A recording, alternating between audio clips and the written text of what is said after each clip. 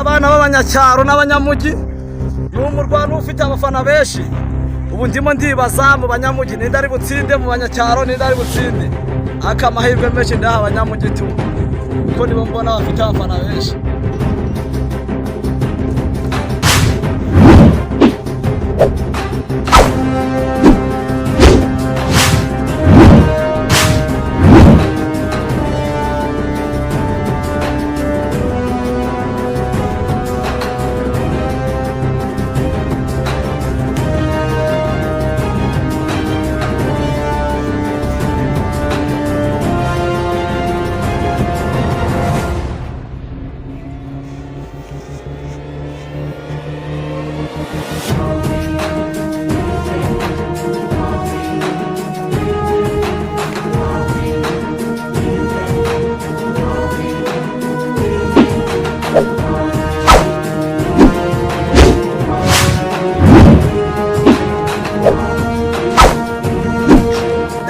Hageze ari benshi n'umwitozo wakomeje, tugatwerekere mu cyaro tuwe naho ukuntu byifashe.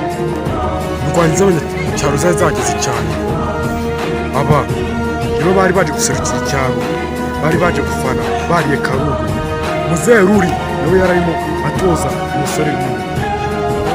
Nubwo kumutoza yarababwira ngo akarara neza. Kandi umuhungu wanjye naramutoje. Ndabizi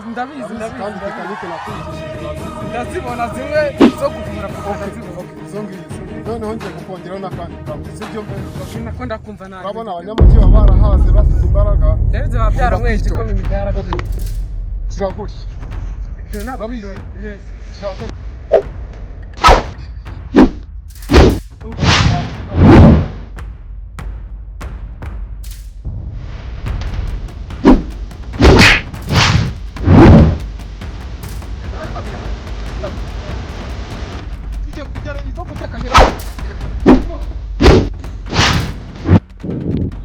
ndabona n'abanyacyaro nabo umwitozo bawukomeje, tugatureba ahantu bagiye guhurira ibintu bigiye kuhakorera.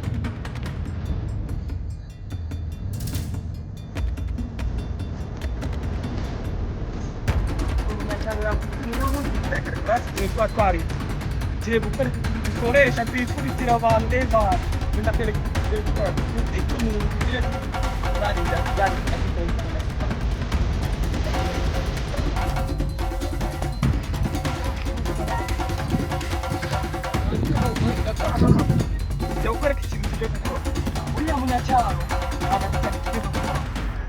jya ukwereka akantu ukoresha ukubita umuntu ku buryo azabyandika mu mateka wanjye araza kuza uramucunga umukubita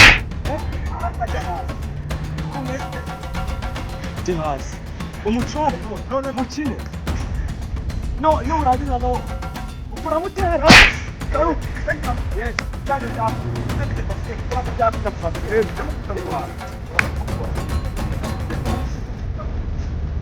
barimo baraza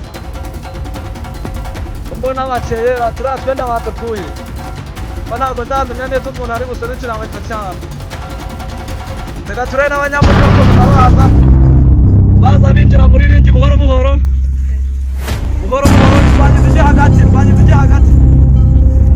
hagati bibaye byiza mwakora uruziga abafana ab'abanyacyaro hano n'abanyamugi hariya.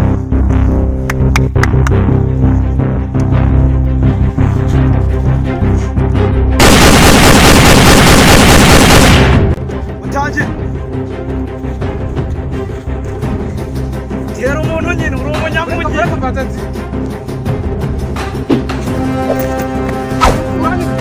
kuki umuntu wese usanga neza umunyamugi koko ntafite ubwoba